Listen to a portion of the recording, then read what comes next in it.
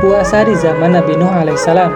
Setelah membahas puasa yang telah dilakukan oleh Nabi Adam alaihissalam, puasa juga dilakukan di zaman Nabi Nuh alaihissalam.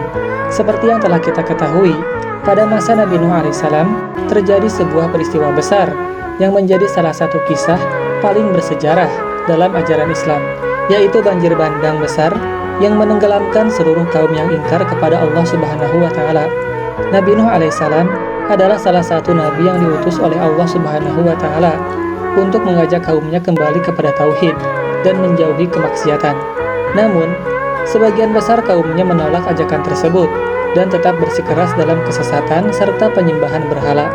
Meskipun Nabi Nuh alaihissalam telah berdakwah selama ratusan tahun, hanya sedikit dari kaumnya yang mau menerima ajaran yang dibawanya. Karena penolakan yang terus-menerus dan perilaku mereka yang semakin jauh dari kebaikan, Allah Subhanahu wa Ta'ala pun menurunkan azab berupa banjir bandang yang melanda seluruh bumi.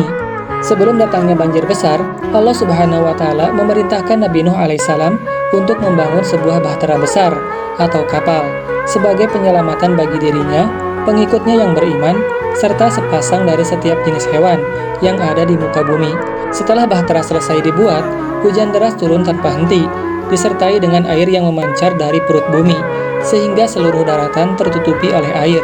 Orang-orang yang menolak keimanan dan menentang ajaran Nabi Nuh alaihissalam akhirnya tenggelam dalam bencana tersebut. Setelah berbulan-bulan berada di atas bahtera yang mengarungi lautan luas, akhirnya Allah Subhanahu wa Ta'ala mengizinkan air bah mulai surut. Bahtera Nabi Nuh alaihissalam akhirnya berlabuh di atas Gunung Judi, sebuah lokasi yang diyakini berada di wilayah Timur Tengah. Sebagai bentuk rasa syukur atas keselamatan yang diberikan oleh Allah Subhanahu wa Ta'ala, Nabi Nuh alaihissalam beserta para pengikutnya yang selamat melaksanakan puasa pada tanggal 10 Muharram. Puasa ini kemudian dikenal sebagai puasa Asyura. Puasa Asyura sendiri kemudian menjadi sebuah ibadah sunnah yang terus dilakukan oleh para nabi setelahnya, termasuk Nabi Muhammad SAW. Dalam Islam, puasa Asyura dianjurkan sebagai salah satu ibadah sunnah dengan keutamaan besar, yaitu menghapus dosa-dosa kecil selama 1 tahun yang telah lalu, sebagaimana disebutkan dalam hadis Rasulullah SAW.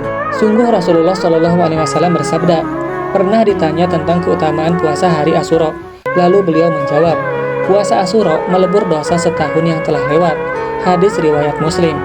Selain sebagai bentuk syukur, puasa Asyura juga mengajarkan umat Islam untuk senantiasa mengingat kebesaran Allah Subhanahu wa Ta'ala, bersabar dalam menghadapi cobaan, dan selalu bertawakal kepada Allah, sebagaimana yang dicontohkan oleh Nabi Nuh alaihissalam dan para pengikutnya.